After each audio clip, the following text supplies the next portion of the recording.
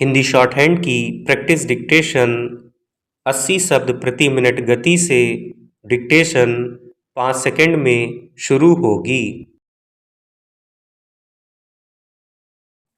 Start.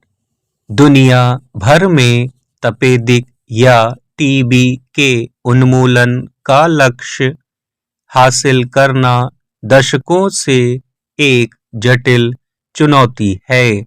समय समय पर इस बीमारी से संबंधित नए तथ्य और इलाज को लेकर जिस तरह के आंकड़े और ब्यौरे सामने आते रहे हैं, वे इस रोग से उपजी व्यापक समस्या से पार पाने की दिशा में एक निरंतरता का बयान तो करते हैं, लेकिन तपेदिक को पूरी तरह खत्म कर पाना अब तक संभव नहीं हो पाया है। भारत में इस रोग से प्रभावित वर्गों की जीवन स्थितियां और उनके जितने स्तर रहे हैं, उसमें अनुकूल नतीजे तक पहुंचना थोड़ा और जटिल हो जाता है। मगर अब इस दिशा में एक राहत देने वाली खबर आई है कि भारत में टीबी के मामलों में तेजी से गिरावट आ रही है। केंद्रीय स्वास्थ्य मंत्रालय ने बुधवार को बताया कि विश्व स्वास्थ्य संगठन की वैश्विक तपेदिक टीबी रिपोर्ट 2025 के मुताबिक भारत में हर वर्ष टीबी के नए मामलों में 21% तक की कमी आई है। 2015 में प्रत्येक 1 लाख की आबादी पर यह संख्या जहां 237 थी, वहीं वर्ष 2024 में घटकर प्रति लाख जनसंख्या पर 187 हो गई।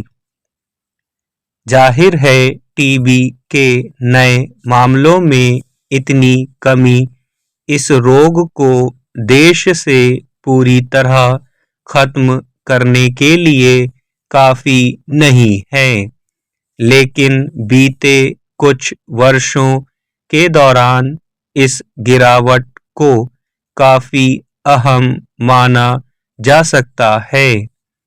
इसी क्रम में सरकार ने भी इस वर्ष के अंत तक टीबी को देश से पूरी तरह खत्म करने का लक्ष्य रखा है।